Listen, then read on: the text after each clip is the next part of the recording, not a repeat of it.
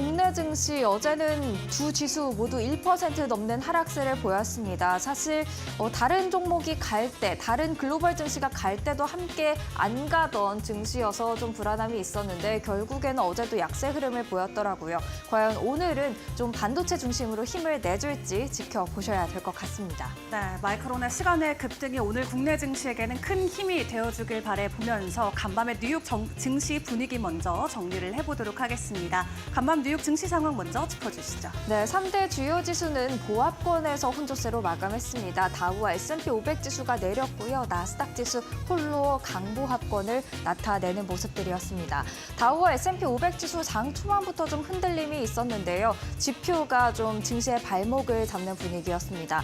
지금 기준금리 인하 속도에 민감하게 반응하고 있는 시장이기 때문에 경제지표 하나하나 또 민감하게 반응을 하고 있는데요. 8월 신규 주택 판매 건수가 71만 6천 건으로 1년 전에 비해 4.7% 하락했다는 이야기가 들려왔습니다. 그렇다 보니까 여전히 부동산 시장이 정체돼 있다라는 그런 불안함이 투자 심리를 악화시킨 것으로 보여집니다. 다만 기준금리가 인하되기 전인 8월 지표이기 때문에 9월 지표도 한 번은 체크를 해보셔야 될 것 같습니다.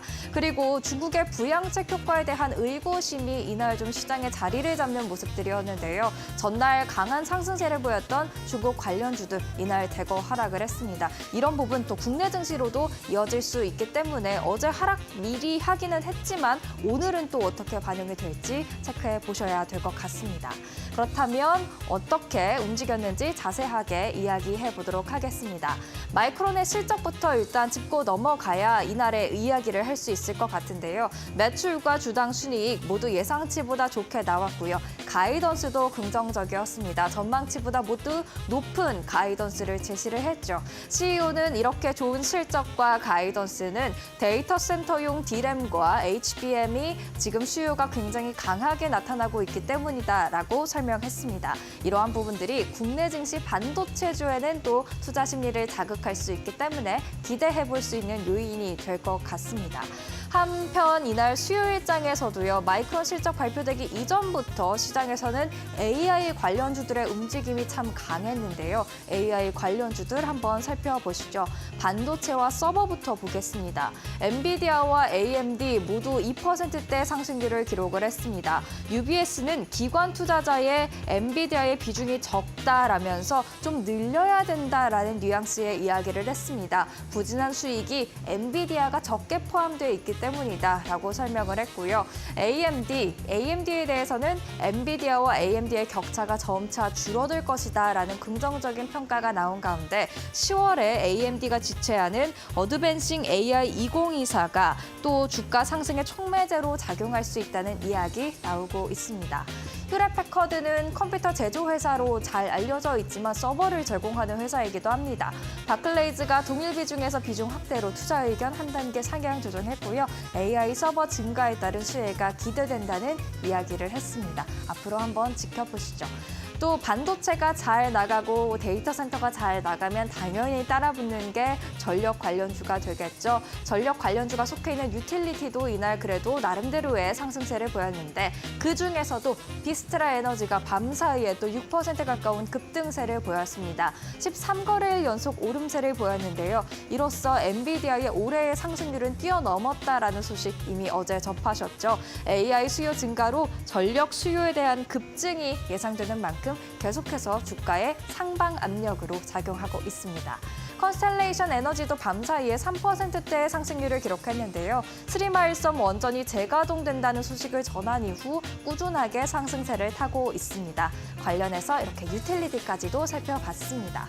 그렇다면 반도체에 대한 지금 월가에서는 어떤 이야기가 나오고 있는지 코멘트들 살펴보겠습니다. 먼저 글로벌 컨설팅 업체죠. 베인앤컴퍼니가 반도체 공급이 부족해질 수도 있다라는 이야기를 했습니다.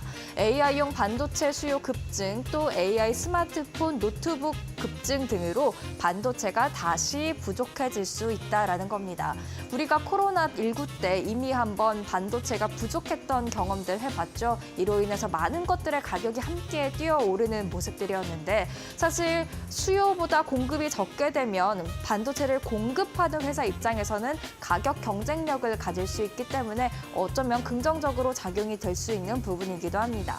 또 반도체 공급 체인은 매우 복합적이기 때문에 수요가 20% 이상 증가하면 수급 균형이 깨질 수 있기 때문이다라고 설명을 했는데 수요 20% 증가하는 게 좀 어려운 거 아닌가라는 생각을 해봤는데요. 베인앤컴퍼니는 이 정도는 지금 속도라면 충분히 가능하다라는 이야기를 하고 있습니다.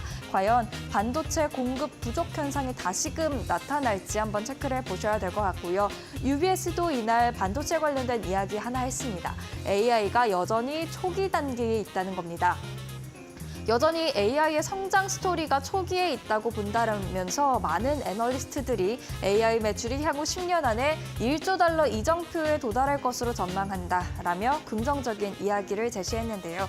그러면서 AI 수혜주도 꼽아줬습니다. M7 종목 대체로 다 들어가 있습니다. 애플, 마이크로소프트, 엔비디아, 아마존, 알파벳, 그리고 메타까지 들어가 있고요. AI 기반에서 소프트웨어를 제공하는 회사죠. 오라클과 세일즈포스도 함께 들어가 있습니다. 또 우버 테크놀로지도 AI 관련주, 수혜주로 UBS가 꼽았고요. 마지막으로 인텔까지도 포함되어 있는 것을 확인을 해볼 수가 있었습니다. 이런 종목들 한번 참고해 보시면 좋을 것 같습니다. 마지막으로 미국과 한국 연결시켜 보도록 하겠습니다. 세 가지 포인트가 있는데요. 뉴욕 증시에서 중국의 부양책 효과가 오래가지 못했습니다. 또 뉴욕 증시가 조금은 약세로 마감한 만큼 국내 증시 과연 어떤 영향이 있을지 살펴봐야 될 것 같은데요. 어제 이미 국내 증시 1% 이상의 하락세를 보였습니다. 중국의 부양책 효과가 그렇게 강하지는 않은 하루를 미리 보냈었기 때문에 제한적인 영향을 받을지 체크해 보셔야 될 것 같고 살아있는 AI 투자 심리 뉴욕 증시에서 확인을 했었죠. 국내 증시 AI 관련주로도 특히 마이크론이 호실적을 발표한 만큼 삼성전자와 SK하이닉스로도 투자 심리가 쏠릴지 한번 체크를 해보셔야겠습니다. 또 중국 부양책 효과로 올랐던 종목들이 뉴욕 증시에서 하루 만에 다시 크게 내림세를 보였는데요. 어제 국내 증시에서 화장품 그리고 화학, 철강 이런 종목들 강세를 보였었죠. 오늘 어떤 움직임 나타낼지 체크를 해보셔야 될 것 같습니다. 이런 세 가지 궁금증을 가지고서 국내 증시 더 자세하게 들어가 보면 좋을 것 같은데요. 은주 앵커와 함께 체크를 해보시죠.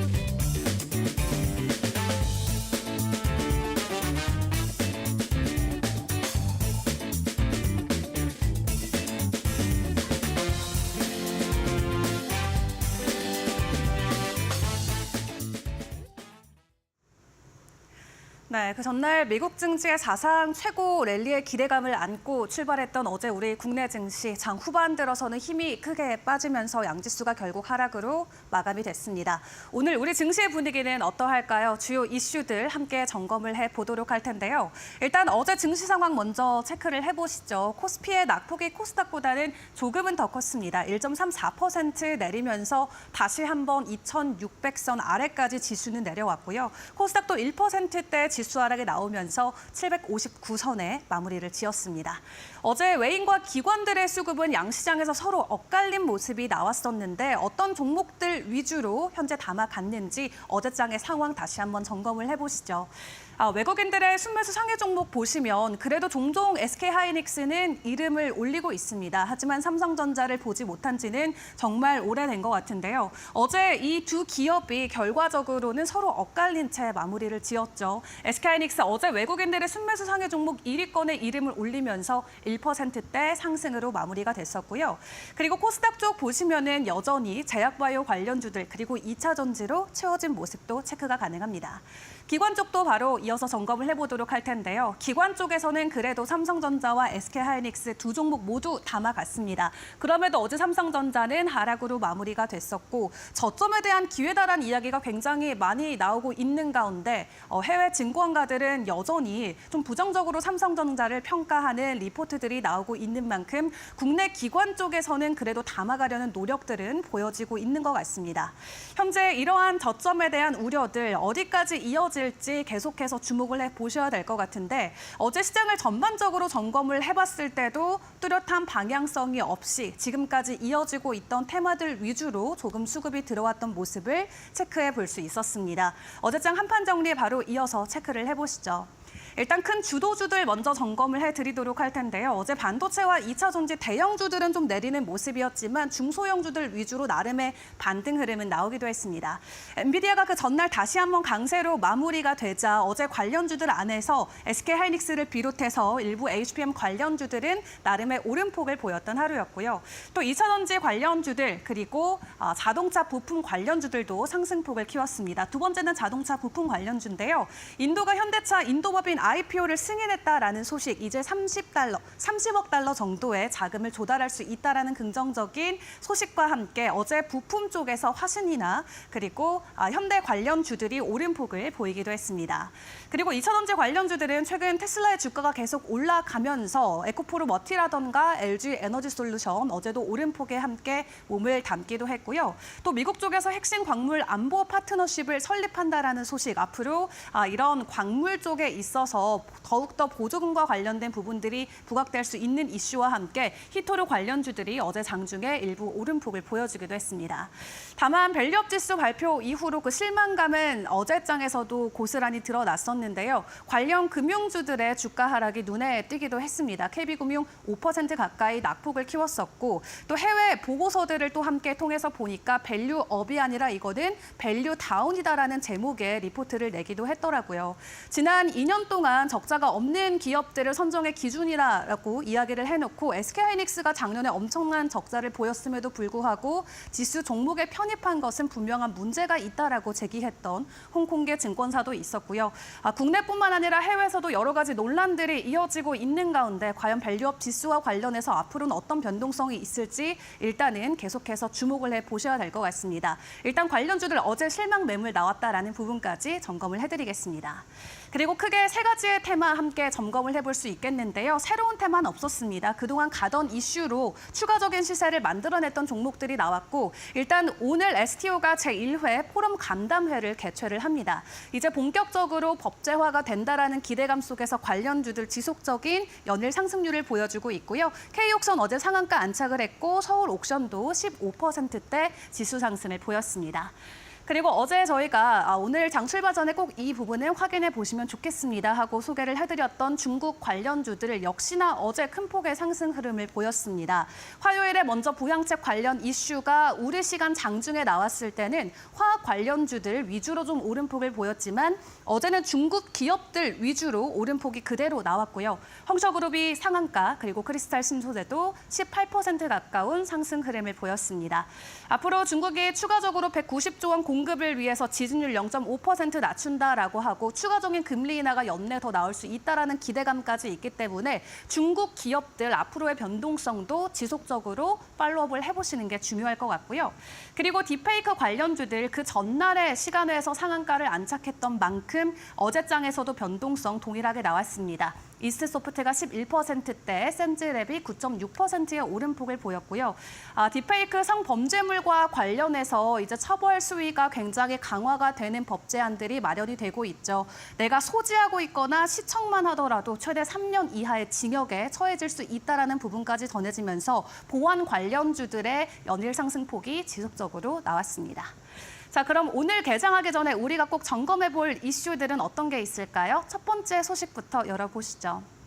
반도체 풍향계로 불리는 마이크론의 실적이 나왔습니다. 일단 실적부터 보고 가실 텐데요. 매출과 주당 순위, 가이던스만 간단하게 확인을 해보시면 모두 예상치를 상회하는 모습이 나왔습니다. 시장에서 예상했던 예상치, 특히 가이던스가 월등하게 잘 나온 모습을 볼 수 있겠고요. 시장에서는 말 그대로 어닝 서프라이즈로 소화를 하면서 시간에서 오늘 마이크론이 14% 급등 흐름으로 마무리를 짓기도 했습니다.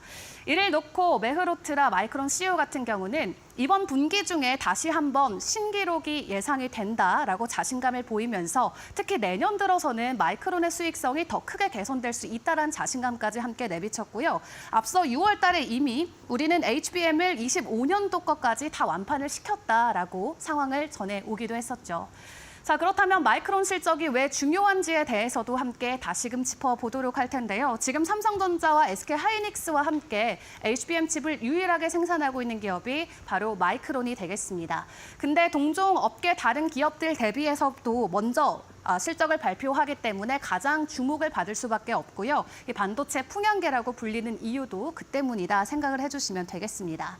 그리고 PC뿐만 아니라 데이터 센터, 스마트폰 산업에 걸친 광범위한 고객들을 보유하고 있는 점도 마이크론의 실적이 전반적인 업계에 끼치는 영향이 크다라는 부분 체크가 가능했고요.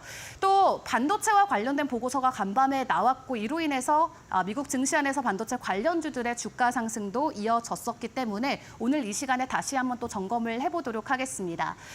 베인드핸드 컴퍼니에서 AI 수요 급증으로 인해서 글로벌 칩이 오히려 부족할 수 있다라는 리포트를 내놨고요. 앞으로도 AI 시장이 매년 50%씩 급성장할 수 있다라는 내용이 담겼습니다. 27년도가 되면은 이제 1조 달러 정도가 되는 시장이 될 것으로 예측치를 내놨고 만약 AI 수요가 지금 수준보다도 20% 넘게 급등하면은 결과적으로는 칩이 부족한 사태가 될 수 있다라고 이야기를 하네요. 이 AI 피크 아웃에 대한 우려감이 한때 또 시장을 굉장히 불안감에 놓기도 했지만 또 반대 측의 입장은 여전히 이렇게 나오고 있는 모습도 확인을 해보실 수 있겠습니다. 일단 시간의 거래에서 마이크론 급등했던 만큼 오늘 HBM 관련주들 꼭 주목을 해보셔야 될 것 같고요. 대장주인 삼성전자와 SK하이닉스를 필두로 다른 중소형주 관련주들 오늘 함께 동반 상승할 수 있을지 지켜보시죠.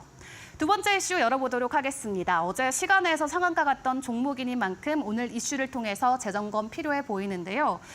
공정위가 구글이 시장 지배력을 이용해서 상품을 끼워 팔고 있다라면서 유튜브와 관련된 제재 조사에 나선 것으로 확인이 됐습니다. 사실 어제 장중에 이미 관련주들 한 차례 움직인 바 있었지만 시간에서 다시 한번 상한가 안착했던 만큼 오늘 추가적인 테마적인 시세가 이어질 수 있을지도 점검이 필요해 보이는데요. 지금 한국에서는 유튜브 프리미엄에 가입을 하면 유튜브 뮤직을 무료로 사용할 수 있는 서비스가 준비가 돼 있습니다. 한마디로 유튜브 프리미엄에 대한 돈을 14,900원을 결제를 하시면 유튜브 뮤직은 말 그대로 무료로 사용할 수 있는데요. 다만 해외에서는 여러 가지 페이먼트 옵션이 있다라는 게 현재 국내에서는 많은 소비자들의 불만을 사고 있습니다. 해외에서는 광고만 제거하는 기능을 사용하는 유튜브 프리미엄 라이트가 있기 때문에 내가 뮤직을 사용하고 싶지 않아도 강제로 사용해야 된다라는 부분이 국내 소비자들에게는 부담감으로 작용이 되고 있고요. 또 해외에서는 가족끼리 묶어서 함께 사용하는 플랜, 요금제도 있기 때문에 국내에서는 확실히 선택권이 적다라는 부분에 있어서 공정위가 이번에 제재를 진행하고 있습니다. 지금까지 진행됐던 조사 타임라인도 함께 확인을 해보시면 작년부터 진행이 됐었던 부분이고요. 작년 2월에 처음으로 현장 조사를 시작으로 올해 9월 달에는 심사 보고서와 함께 구글 측에 발송이 된 것으로 확인이 됐습니다. 자, 그렇다면 현재 구글이 취할 수 있는 입장은 일단 방어권 행사를 위해서 의견서를 제출한 다음에 제재 여부를 최종적으로 결정할 수 있는 권한이 주어지게 되는데요. 앞으로 시장에서 어떤 변동성이 나올지는 주목을 해보셔야 될 것 같지만 유튜브 뮤직을 대체할 수 있는 대체주로 뽑히는 음원 사이트 관련주들의 변동성은 지속적으로 이어질 것으로 예측을 해볼 수 있겠습니다. 어제 지니뮤직과 NHN벅스가 시간에서 상한가 갔었고 장중에서도 이미 변동성이 나왔는데 오늘 추가적으로 또 움직일 수 있을지 이 부분도 함께 점검해 보시면 좋겠습니다. 일단 오늘은 단연 반도체가 우리 시장 안에서 주인공이 되어줄 수 있을 것 같은데요. 개장 직후의 상황은 어떻게 연출이 될까요? 계속해서 이데일리 TV와 함께 장중 상황도 챙겨보시길 바라겠습니다.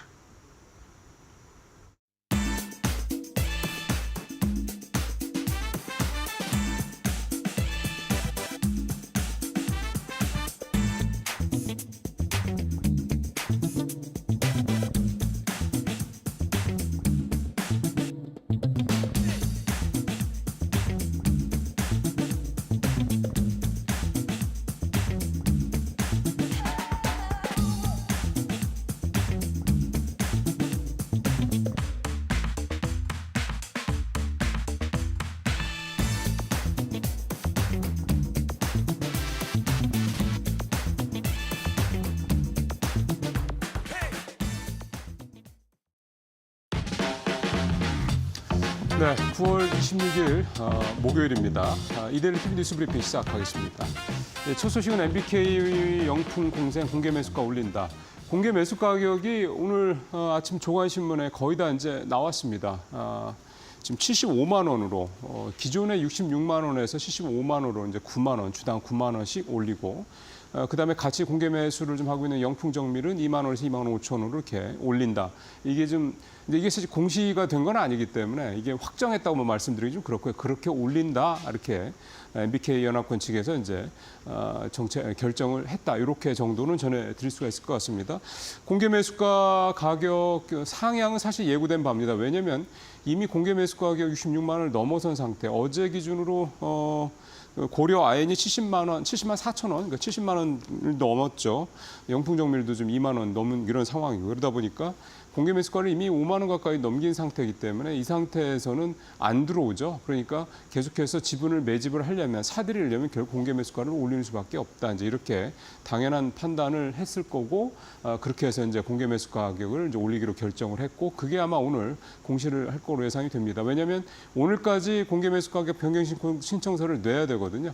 그러면 이제 이런 수순으로 가게 되는 건데 뭐 당초에 뭐 한 90만 원 얘기까지 나왔던 거에 비하면 뭐 적정 수준이다 얘기가 되는 거고 결국은 예를 들어서 앞서 말씀드린 90만 원 수준 이렇게까지가 아니라 75만 원으로 이 정도까지 그러니까 70만 원대 중반까지만 올렸다는 얘기는 뭐냐면 MBK 연합군이 뭔가 이번 지분 경쟁에서 승리할 수 있다라는 자신감을 뭔가 얻은 게 아니냐 이런 해석도 해볼 수가 있을 것 같습니다. 여기에 또 힘을 더하는 게 영풍이 MBK 측에 이제 지분 사는 데 도움이 되라고 또 3천억 원을 추가로 좀 자금 지원을 한 것도 어떤 그 호재가 될 수가 있겠고요. 그러니까 기존에 2조 원 만들어 놓은 거에다가 이제 3천억 추가된다라는 거죠. 또 하나는 뭐 국내에서도 이제 저희 이들 마켓나우 2부에서도 매주 이제 이 거버넌스 포럼 관계자들 모시고 이제 여러 가지 얘기를 하고 있는데 이 거버넌스 포럼에서도 MBK 측을 지지한다라는 그런 성명을 내놨습니다. 그러니까 지금의 방식이 불가피하다. 그러니까 최장 측에 손을 들어준 게 아니라 이제 MBK 측에 손을 들었다라는 것도 어쨌든 투자자들 입장에서 봤을 때는 심리적으로 지배구조 개선에 노력을 하는 어떤 캠페인을 하고 있는 그런 조직이 MBK의 지지를 선언했다는 것도 역시 투자 심리 측면에서는 MBK 측이 좀 유리한 상황이 될 수 있지 않겠냐 그렇게 생각도 해볼 수 있을 것 같습니다. 자 오늘 이제 공개 매수가 결정된 게 공시가 될 거고 이제 내일부터는 이제 그야말로 이제 최장 연합군 최장 측의 이제 시간이 된다 이렇게 이해를 할 수가 있겠습니다.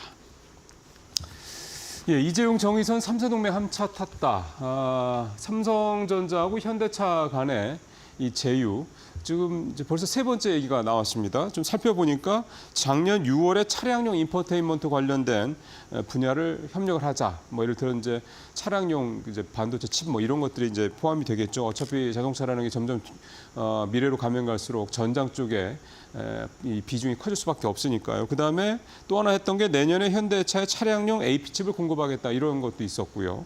여기에 이제 어제 새로 나온 얘기는 뭐냐면 삼성전자와 현대차 간의 IoT 플랫폼 연결하는 걸 하겠다. 이제 이런 내용이 되겠습니다. 아주 이제 그 사례를 쉽게 이제 들어보면 이런 겁니다. 내가 현대차를 갖고 있는데요.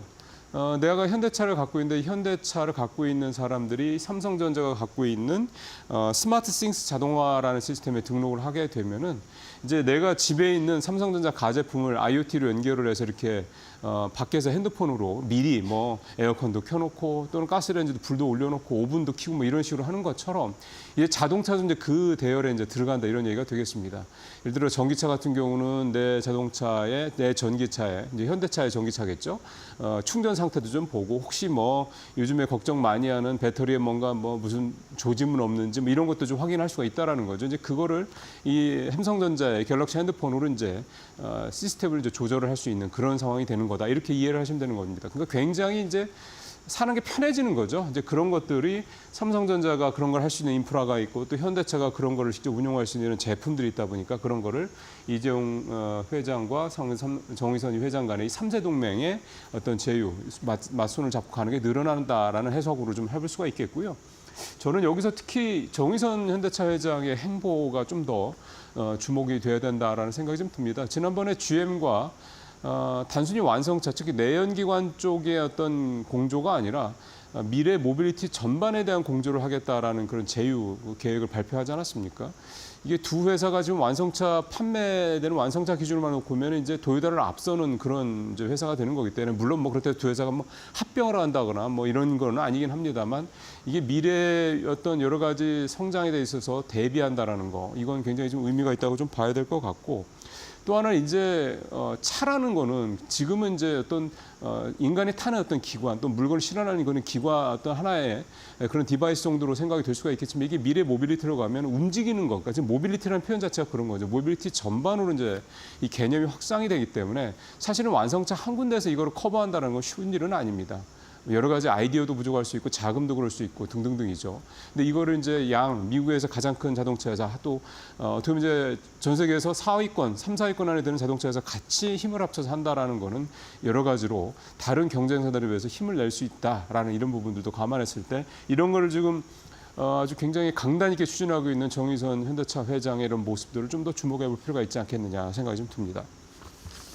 예, 중국의 경기 부양책 관련된 뭐 어제도 그랬고요. 오늘도 또 기대가 좀 되는 대목입니다. 구리가 이제 중국의 경기 부양 때문에 이제 구리 가격이 오르면서 전선 전력주들이 좀 엊그제 좀 올랐습니다. 많이 올랐는데 그 부분을 좀 살펴보자라는 내용인데 일단 가격 추이를 먼저 보시죠. 런던 상품거래소에서의 구리 현물 가격 추이를 보시면 지금 9,492달러 6월 25일 날 6월 말에 9,490달러 정도였던 게 지금 약 한 두 달여 석 달 됐네요. 석 달 사이에 한 100달러 정도 조금 넘게 좀 오르는 그런 모습입니다. 10% 좀 넘게 오른 모습이고요. 지금 이게 이제 어떻게 보면 상승 시작점이라는 거라는 게 이제 얘기가 좀 되는 거겠죠. 그동안에 구리 가격 많이 떨어졌던 거를 좀 단숨 회복하고 있는 모습이고요. 이런 상황에서 어제 전선주들 주가를 보면 이제 그 가온전선이 6% 가까이, 그 다음에 대한전선, 그 다음에 대원전선도 좀씩 오르는 이런 모습이 나타났습니다. 이제 이구산업이나 KBI메탈 같은 경우는 이제 비철금속 관련된 업체이기 때문에 저기가 많이 오른 거는 뭐 당연히 이렇게 좀 이해를 할 수가 있는 부분이고요. 결국은 이제 이렇게 구리 가격이 오르게 되고 이런 상황이 되면서 중국의 뭔가 이런 경기 부양책이 좀 뭔가 글로벌 경제에 변화를 줄 수 있는 거 이런 기대감이 나오고 있는데 이 중국과 관련해서는 오늘 모건 스탠리 보고서도 최근에 나오긴 했습니다만 일단은 좀 지켜봐야 되자는 관망 분위기 좀 경계감이 좀 있습니다. 왜냐하면 이게 중국의 현재 경제 상황, 중국의 현재 디플레 이런 흐름이 이게 경기 부양 한두 번에 다 될 문제는 아니다라는 데 공감들을 좀 하고 있는 상황이고요. 그다음에 또 미국과의 갈등은 이제 더 진행이 될 거고, 그다음에 중국의 가장 큰 문제인 부동산 문제 이게 쉽게 그렇게 해결될 수 있는 문제가 아니라는 거. 결국에 이런 모든 문제가 디플레에 대한 우려, 즉 수요가 계속해서 떨어지고 있다는 부분에 대한 우려가 이게 다 배경에 깔렸기 때문에 이게 개선되지 않는 한 중국의 이런 일단 단기적인 경기 부양책이 중국의 현재 경제 상황을 한 번에 획기적으로 바꾸기는 쉽지 않을 것이다. 일단 이런 신중론이 현재 대세다 이렇게 좀 볼 수가 있겠습니다. 마지막 얘기는 어제 나온 벨리업 지수 어제 이제 처음으로 공개가 됐고 그리고 관련된 종목들의 움직임이 상당히 관심이 좀 있었는데요. 일단 첫날부터 분위기가 썩 좋지는 않았습니다. 오른 종목도 있었지만 내린 종목도 좀 많았기 때문인데 특히 벨리업의 가장 큰 수혜가 기대되던 이 금융주, 보험과 증권, 은행들 4대 금융 중에서 이제 들어가는 2대 금융주들 주가 썩 다 좋지를 않았습니다. 특히 이제 보험 관련주들이 보시는 것처럼 4%가 넘게 가장 많이 떨어졌고요. 증권주도 4% 가까이. 그다음에 금융 지주사들도 3%가 넘게 이렇게 다 떨어지는 그런 모습들이 나타났는데 일단 시장에서 실망했다라는 뜻으로 해석을 해볼 수가 있겠고요. 첫 번째는. 두 번째는 그동안에 이 밸류업 지수에 포함될 것이라는 기대감 때문에 좀 올랐다라는 거. 그 올랐으니 이제 소문에 사고 뉴스에 팔라는 식으로 이제 대응을 하고 있는 거다라고도 볼 수가 있습니다. 근데 어제 이제 실망스러운 부분과 관련해서는 아무래도 이제 KB금융이라든가 SK텔레콤, KT 같은 이런 대형 통신주들 빠진 거 이런 부분들이 아무래도 이제 가장 눈에 띄게 거론이 좀 되고 있는 건데요. 뭐 해외 쪽에서도 조금 밸류업이 아니라 밸류다운 식의 뭐 어떤 지수가 아니냐, 지수 구성이 아니냐 이런 얘기도 나오고 있는 것 같고요. 근데 제가 좀 오늘 드리고 싶은 말씀은 이번에 들어갔냐 못 들어갔냐가 과연 밸류업 지수의 뭐 판단 기준이 될 거냐 이거는 좀 아니라는 생각이 듭니다. 어디가 들어가고 어디가 안 들어가고 사실 이 부분은 기준점 때문에 불가피한 문제고요. 사실은 100% 어느 누구도 이 소위 말해서 기대를 충족시킬 수는 없는 문제입니다. 기준점은 어쨌든 바뀔 수밖에 없는 거기 때문에 그래서 앞으로 이제 나타난 여러 가지 문제들에 대해서 이제 보완은 얼마나 잘하냐가 사실은 이 거래소에서 해줘야 될 가장 중요한 포인트라고 생각이 좀 들고요.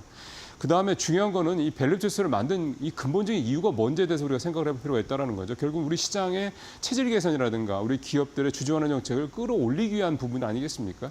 이런 부분과 관련해서 과연 이렇게 첫날부터 지수가 빠졌다고 해서 밸류업 지수에 대해서 폄훼하거나 이럴 필요는 전혀 없다라는 생각이 듭니다. 오히려 이제 시작이고 앞으로 밸류업 지수가 정말 누구든지 들어가고 싶어하는 그런 어떤 지수가 될 수 있을 것이냐, 이거를 만들어갈 수 있는 것이냐, 이게 사실은 더 중요하고 근본적인 문제다라는 생각이 좀 듭니다. 뉴스브리핑 마치겠습니다.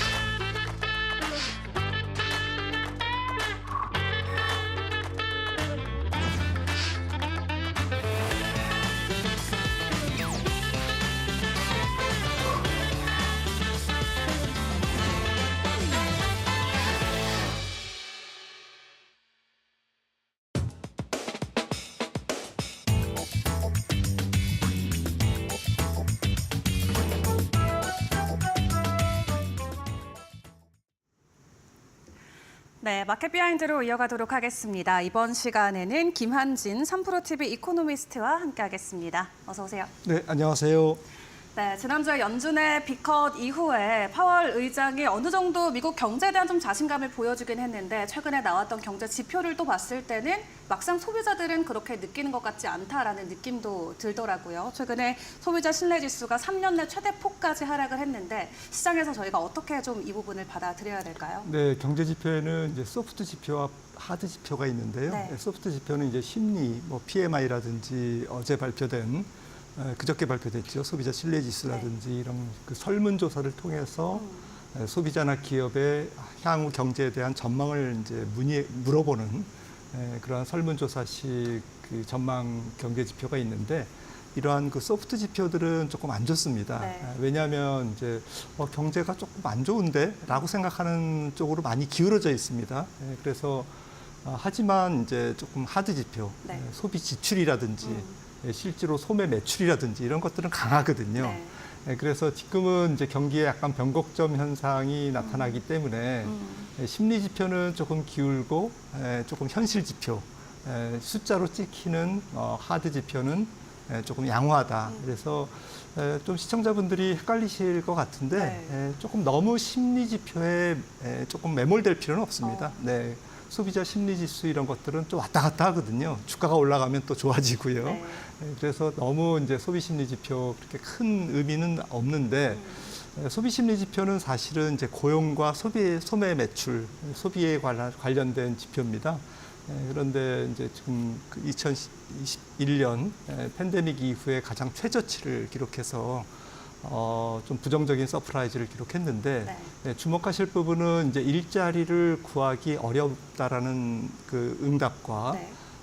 일자리가 풍부하다는 응답, 그 차이가 이제 레이버 격차라고 노동시장의 이제 심리 격차죠. 이제 그 부분이 지금 지난달에는 이제 거의 한 16% 정도 갭이 벌어져 있었는데 이번에는 이제 12%로 좁혀졌습니다. 그만큼 일자리를 구하기 어렵다라는 쪽의 응답이 조금 높아진 거죠. 네. 일자리가 풍부하다라는 그 응답보다는. 그래서 고용 시장은 지금 식고 있다. 그리고 소비 심리도 약간 약화되고 있다. 하지만 절대치가 그렇게 나쁜 것은 아니다. 이렇게 정리될 수 있겠습니다. 네, 심리 자체는 불안감을 그대로 안고 있지만 현실적인 데이터에서는 여전히 강력한 시그널들이 나오고 있는 만큼 크게는 우려하지 않아도 된다 설명을 주셨고요. 그럼에도 불구하고 다음번에 있을 FOMC를 놓고 사실 시장에서는 다시 한번 빅컷에 대한 가능성을 제기를 하고 있습니다. 이번에 빅컷이 단행이 됐을 때 일단 경기 침체를 막기 위한 선제적인 조치다라는 있다라는 여러 가지 분석들이 나왔었는데 두 번 연속으로 B컷을 진행하면 오히려 시장에서는 경기가 진짜 안 좋은 거 아닌가 하는 불안 심리가 더 가중될 수는 있을 것 같아요. 어떻게 보세요? 네, 그래서 9월 18일 FOMC에서도 파월 의장이 50bp B컷을 하면서 네. 8번 강조했죠. 경기 침체 때문에 B컷을 한 게 아니다. 네. 경제는 여전히 괜찮다라는 네. 이제 멘트를 계속 날렸는데 그 정도로 지금 시장은 뭐 연준의 조금 연속 B컷이 이루어질 경우에는 네. 굉장히 좀 약간 뭐 의아해하는 우리가 모르는 것을 연준은 좀 알고 있나? 경기 침체가 바로 코앞에 있는 것을 네. 뭐 이렇게 의심할 수가 있다라는 것이죠. 그런데 파월 의장의 9월 FOMC의 이제 발언이라든지 또 선언문 이런 것들을 좀 종합해 봤을 때는 B컷도 가능합니다. 지금 페드워치 시장에서의 이제 선물 시장에서 지금 그렇게 약간 높아지고 있는데 네. 저는 개인적으로는 25bp를 생각하지만 50bp나도 뭐 불가능한 것은 아니다. 왜냐하면 파월 의장은 분명히 얘기했습니다. 이거를 뭐 내년까지 200bp를 인하하는 것을 연준 위원들은 지금 선호하고 있다라는 거고요. 네. 그러니까 조삼모사인 거죠. 앞에 많이 내리고 뒤에서 적게 내릴 거냐, 네. 아니면 균등하게 내릴 거냐, 또박또박. 네. 이 부분에서 연준 입장에서는, 연준 위원들 입장에서는 조금 고용 시장이 빠르게 식고 있고 인플레이션이 잡히고 있기 때문에 네. 앞에서 빨리 내리고 많이 내리고 뒤에 가서 상황을 보면서 나빠지면 또 계속 많이 내리고 네. 나빠지지 않으면 경제가 고용이 나빠지지 않으면 조금 천천히 내리고 이렇게 옵션이 생기지 않습니까? 그렇죠. 그런데 만약에 조금 적게 내리고 경기가 침체되면 네. 조금 욕을 먹을 수 있는 거죠. 이제 그런 부분에서 50bp, 50bp, 100bp를 내리고 네. 또 12월에도 25bp 그래서 올해 전체적으로 125bp 내리고 그 대신에 인플레이션이 그것 때문에 다시 또 올라간다든지 주식시장이 너무 호황을 보여서 금융시장이 완화돼서 인플레이션이 없던 인플레이션도 네. 온다든지 네. 이럴 수도 있지 않습니까? 그럴 경우에는 내년에 3번 내릴 수도 있는 거죠. 네. 베이비 컷으로. 네. 그래서 연준의 옵션은 뭐 다양하기 때문에 제 생각에는 뭐 10월 고용지표 또 11월에 발표되는 10월 고용지표와 네. 10월 1일 날 발표되는 10월 4일 날 발표되는 9월 고용지표 두 번의 고용지표가 남았기 때문에 네. 그 고용지표를 확인하면서 2번 50bp 내릴 수도 있다라고 생각을 합니다. 네. 어쨌든 연준이 최종적인 컨트롤 키를 쥐고 있는 만큼 본인들이 자유자재로 진행을 하고는 있지만 최대한 컨트롤할 수 있는 범위 안에서 진행하기 위해서 차라리 초반에 조금 더 금리를 내리고 경제 상황을 보면서 또 스몰컷을 단행할 수 있다라고 설명을 주셨는데 그럼 당장 다음번 FOMC 때 다시 한번 B컷이 나온다. 시장은 어떻게 반응할까요? 일단 환호하겠죠. 고용지표가 뭐 11월까지, 10월 고용지표까지 그렇게 부러질 가능성은 높지 않기 때문에 네. 오히려 저는 이제 조금 7월 고용지표, 그 허리케인 베릴이 치고 나간 7월 고용지표 신규 일자리가 8만 4천 건이니까 굉장히 낮게 나왔죠. 그 낮게 나온 7월 고용지표가 빠지고 8, 9, 10, 그러니까 11월 초에 발표되는 10월 고용지표까지 포함한 3개월 평균 고용치가 지금 보는 7월 달 고용지표가 포함된 3개월 고용지표보다는 지금 11만 4천 건보다는 조금 높게 형성될 가능성이 있기 때문에 네. 결론적으로 11월의 B컷은 어렵다라고 이제 저는 보고 있는 거고요. 네. 만약에 제 생각이 틀리고 10월, 11월 고용지표, 그러니까 9월, 10월 고용지표 10월 초와 11월 초에 나오는 9월, 10월 고용지표가 망가진다. 네. 그러면 연준 입장에서는 50bp 인하야죠. 네. 지금 나오고 있는 경제 지표를 현재 미뤄봤을 때 11월에 아마도 B컷을 단행하기는 어려울 수 있다. 하지만 연속으로 한다고 하더라도 시장에서는 환호할 가능성이 크다라고 예상을 해주셨습니다. 자, 연준에 이어서 그리고 중국 쪽에서도 부양책 공개를 하면서 금리 인하에 대한 기대감 시사를 하고 있고요. 글로벌 유동성 자체가 증가될 수 있다라는 기대감과 함께 최근에 위험 자산을 선호하는 선호 심리 자체도 많이 회복이 되고 있는 것 같습니다. 로이터에서도 이번에 중국 측이 공개했던 부양책을 중국을 놓고 코로나 이후로 가장 공격적인 부양책이다라는 평가를 내놓기도 했는데 또 한쪽에서는 이것도 부족하다는 입장도 있더라고요. 박사님 어떻게 보셨나요? 네, 결론적으로 지금 중국 경제의 가장 큰 문제는 부채 조정입니다. 네. 부채 쪽에서 부동산 쪽에서 부채가 많이 형성돼서 이거를 상각해야 되는 의무, 지방정부 부채와 또 지방정부가 설립한 특수목적법인 LGFP라 그러죠. 네. 그 특수목적법인의 부채, 기업 부채, GDP 대비 지금 중국의 민간 부채가 200%입니다. 이 200%의 어마어마한 GDP 대비 부채를 상각해야 되는 거기 때문에 거기서 이제 경제가 타격을 입고 있고, 하지만 중국 정부 입장에서는 그걸 그냥 방치해서는 청년 실업률이 18% 이렇게 넘는 그런 상태에서 어렵지 않습니까? 그래서 고육지책으로 강력한 부양책을 지금 끄집어냈고요. 네. 이번에 좀 특이한 것은 기관 투자가와 상장 기업의 자금을 융자해서 8천억 위안을 융자해서 좀 증시 부양까지도 지금 같이 네. 하고 있다라는 부분이, 그래서 중국이 어쨌든 6거래일 계속 올랐죠. 네. 네, 그래서 조금 시장에서 생각하는 것보다는 조금 강력한 경기 부양책인 것만큼은 틀림없고, 이거는 중국 정부가 강력한 의지를 갖고 있다라는 것에서 주식시장 입장에서는 환영할 만하고, 하지만 이제 재정 정책이 남았습니다.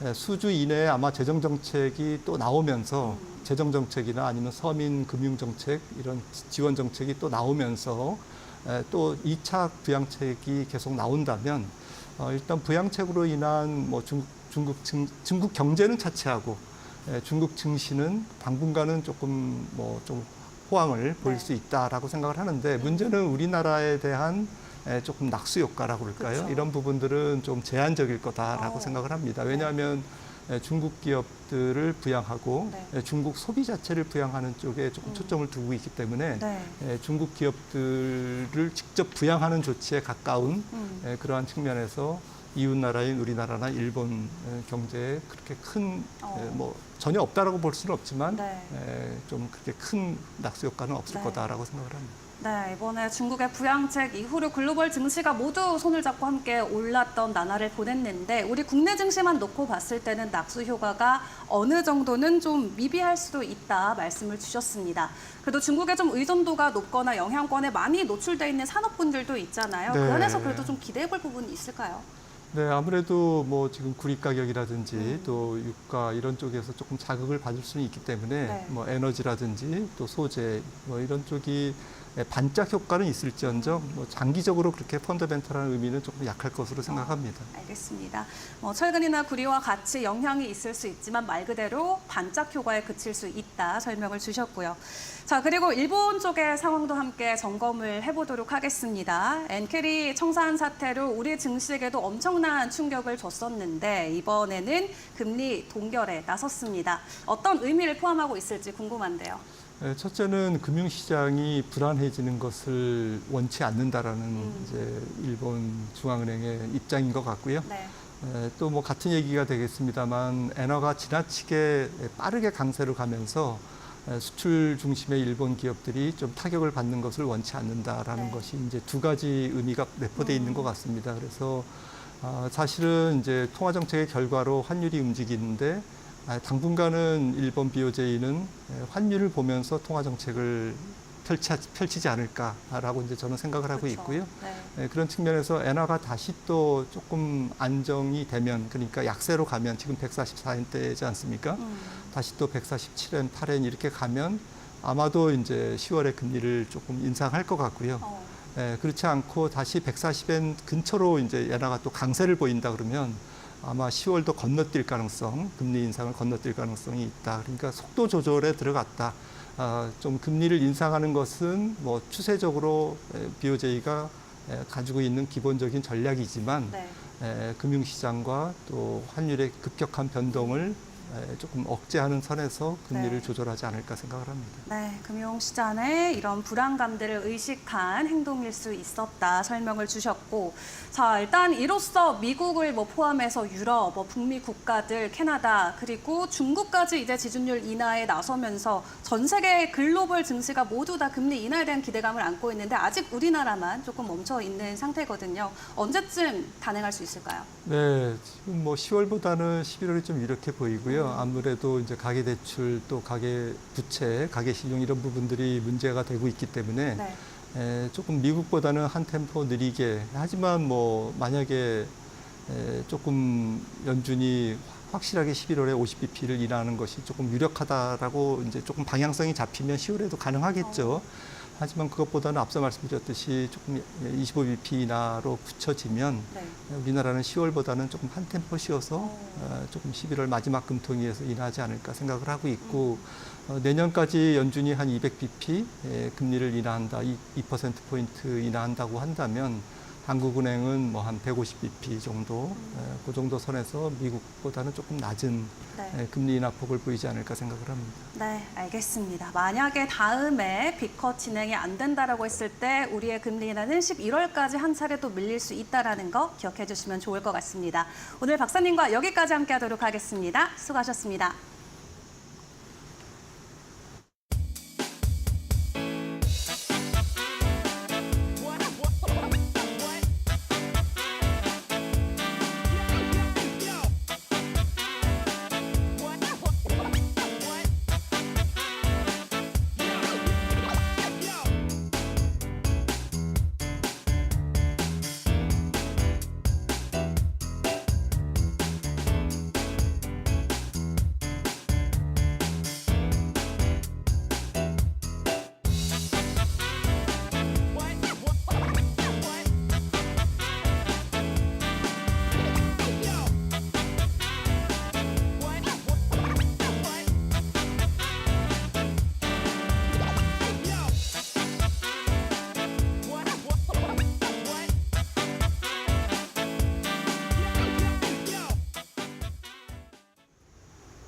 뉴욕 증시가 보합권에서 혼조세로 마감했지만 사상 최고치 행진에 따른 약간의 쉬어가는 흐름이기 때문에 국내 증시에는 크게 부담이 되지 않을 것 같은데요.